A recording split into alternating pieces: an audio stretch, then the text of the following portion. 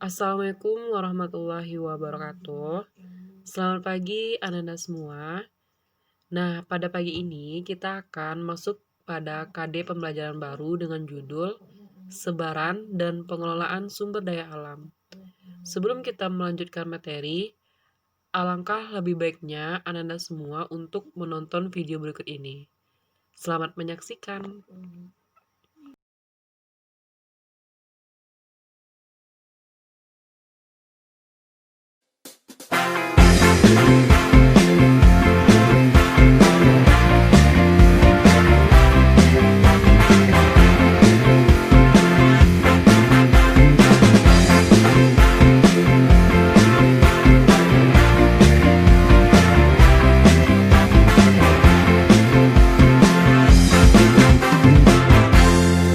Bukan lautan, hanya kolam susu.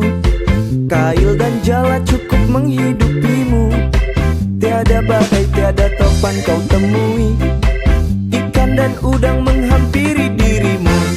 Bukan lautan, hanya kolam susu. Kail dan jala cukup menghidupimu. Tiada badai, tiada topan kau temui. Ikan dan udang menghampiri dirimu. Orang bilang tanah kita tanah surga, tongkat kayu dan batu jadi tanaman. Orang bilang tanah kita tanah surga, tongkat kayu dan batu jadi tanaman.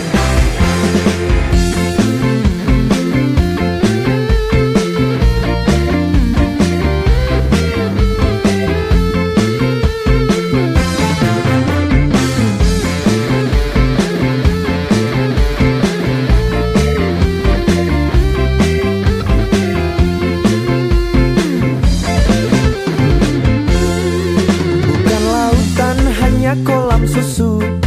Kail dan jala cukup menghidupimu. Tiada badai, tiada topan kau temui. Ikan dan udang menghampiri dirimu. Bukan lautan, hanya kolam susu. Kail dan jala cukup menghidupimu. Tiada badai, tiada topan kau temui. Ikan dan udang menghampiri dirimu. Orang bilang tanah kita tanah surga, tongkat kayu dan batu jadi tanaman. Orang bilang tanah kita tanah surga, tongkat kayu dan batu jadi tanaman. Orang bilang tanah kita tanah surga, tongkat kayu dan batu jadi tanaman. Orang bilang tanah kita tanah surga, tongkat kayu dan batu jadi tanaman.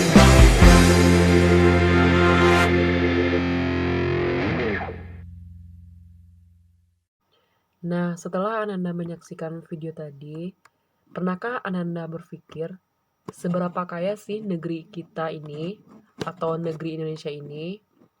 Nah, dari video tadi dapat kita ketahui bahwa negara Indonesia memiliki kekayaan alam yang berlimpah yang dapat kita manfaatkan untuk keberlangsungan hidup. Semua kekayaan alam yang ada di bumi ini bisa kita kelola dan menjadi penopang hidup untuk kesejahteraan manusia.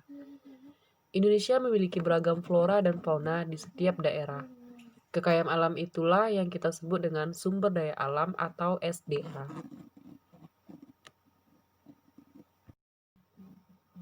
Nah, selanjutnya untuk topik sumber daya alam kita pada pagi ini, yang pertama kita akan membahas pengertian SDA terlebih dahulu.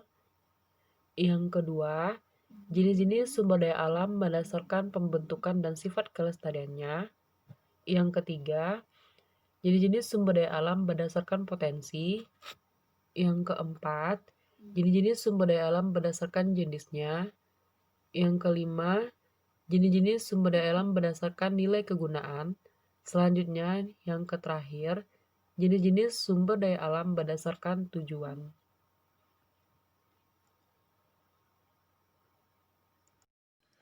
Dalam Undang-Undang Republik Indonesia Nomor 4 Tahun 1982 disebutkan bahwa sumber daya adalah unsur lingkungan hidup yang terdiri atas sumber daya manusia, sumber daya alam hayati, sumber daya alam non-hayati, dan sumber daya buatan. Sumber daya alam adalah semua kekayaan berupa benda mati maupun benda hidup yang berada di bumi dan dapat dimanfaatkan untuk memenuhi kebutuhan hidup manusia.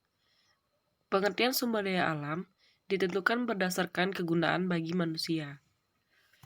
Oleh karena itu, nilai sumber daya alam juga ditentukan oleh nilai kemanfaatan bagi manusia. Nah, Ananda, selanjutnya kita masuk ke sumber daya alam berdasarkan pembentukan atau sifat kelestariannya, di mana ia terbagi menjadi dua. Yang pertama, sumber daya alam yang dapat diperbarui atau renewable. Artinya, sumber daya alam yang tidak akan habis karena bagian-bagian yang telah terpakai dapat diganti dengan yang baru. Misalnya, sumber daya air, baik yang mengalir di sungai maupun yang mengalir di danau atau di laut. Lalu angin, cuaca, gelombang laut, hewan, tumbuhan, mikroba, dan tanah. Nah, disebut terbarukan karena dapat melakukan reproduksi dan memiliki daya regenerasi atau pulih kembali. Selanjutnya, yang kedua, sumber daya alam yang tidak dapat diperbarui atau non-renewable. Artinya, sumber daya jika digunakan secara terus-menerus, maka lama-kelamaan akan habis dan tidak dapat dihasilkan sendiri oleh manusia. Nah, yang tidak dapat diperbarukan ini digolongkan menjadi dua kelompok, yaitu sumber daya alam yang sifatnya dapat dipakai habis atau berubah secara kimiawi karena penggunaannya, seperti batu bara, mineral, dan minyak bumi. Selanjutnya, sumber daya alam yang tidak habis, misalnya udara, matahari, energi pasang surut, dan energi laut.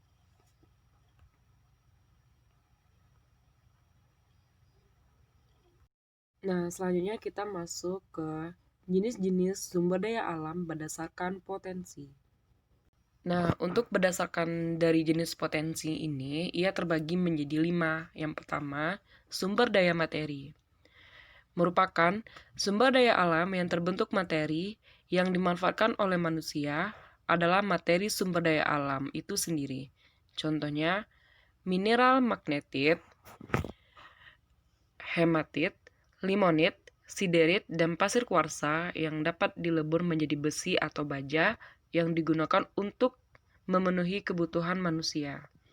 Di antaranya untuk kerangka beton, kendaraan, alat rumah tangga, dan lain-lainnya. Seperti pada contoh di bawah ini adalah gambar dari biji limonit. Lalu yang ini gambar biji magnetik, dan ini adalah gambar biji siderit. Selanjutnya adalah sumber daya hayati. Nah, sumber daya hayati ini sumber daya alam yang terbentuk makhluk hidup, yaitu hewan dan tumbuhan. Nah, selanjutnya yang ketiga adalah sumber daya energi. Sumber daya alam yang berguna untuk menghasilkan energi. Contohnya, bahan bakar fosil, bahan bakar minyak seperti bensin, solar, minyak tanah, batu bara, gas alam, dan kayu bakar merupakan sumber daya alam energi. Karena manusia menggunakan energinya untuk memasak, menggerakkan kendaraan dan mesin industri. Seperti pada gambar ini, dapat kita contohkan solar berguna untuk menggerakkan kendaraan, yaitu digunakan pada mobil ya. Yang kedua adalah sumber daya ruang, yaitu tempat yang diperlukan manusia dalam hidupnya. Makin besar kenaikan jumlah penduduk, maka sumber daya alam ruang makin sempit dan sulit diperoleh. Ruang dalam hal ini dapat berarti ruang untuk area peternakan, pertanian, perikanan, ruang tempat tinggal, ruang area bermain anak-anak, dan sebagainya. Seperti pada gambar, ini merupakan area pertanian ya. Selanjutnya yang terakhir, sumber daya waktu, yaitu pemanfaatan sumber daya alam yang tergantung waktu sebagai sumber daya alam. Waktu tidak berdiri sendiri, melainkan terikat dengan pemanfaatan sumber daya alam lainnya.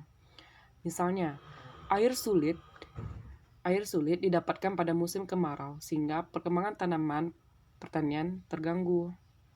seperti pada contoh di sampingnya ya. Nah, selanjutnya kita masuk ke jenis-jenis sumber daya alam berdasarkan jenisnya. Nah, sumber daya alam berdasarkan dari jenisnya terbagi menjadi dua, yaitu sumber daya alam non-hayati atau abiotik, merupakan sumber daya alam fisik berupa benda-benda mati di lingkungan alam fisik, misalnya seperti bahan tambang, batu tanah, air, dan kincir angin. Yang kedua, sumber daya alam hayati atau biotik merupakan sumber daya alam yang berupa makhluk hidup, yaitu berasal dari hewan, tumbuhan, dan di sini ada juga manusia ya. Nah, selanjutnya jenis-jenis sumber daya alam berdasarkan nilai kegunaan.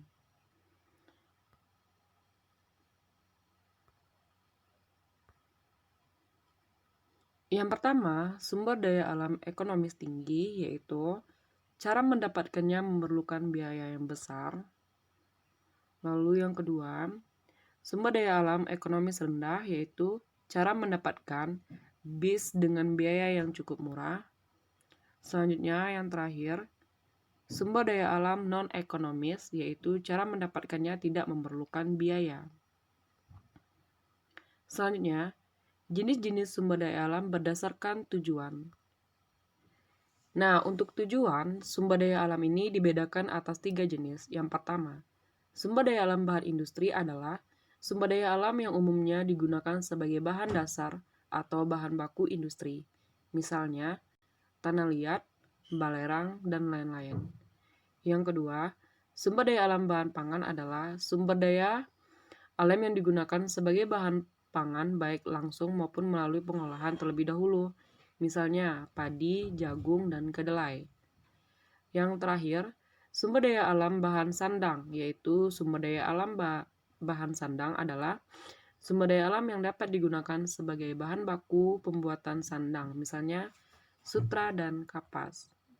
Nah, selanjutnya Ananda adalah tugas video di mana ini tentang Ananda harus menjawab 2 pertanyaan ini dengan video Anda sendiri, yaitu dikumpulkan selama jam pembelajaran berlangsung ya, via WhatsApp saja.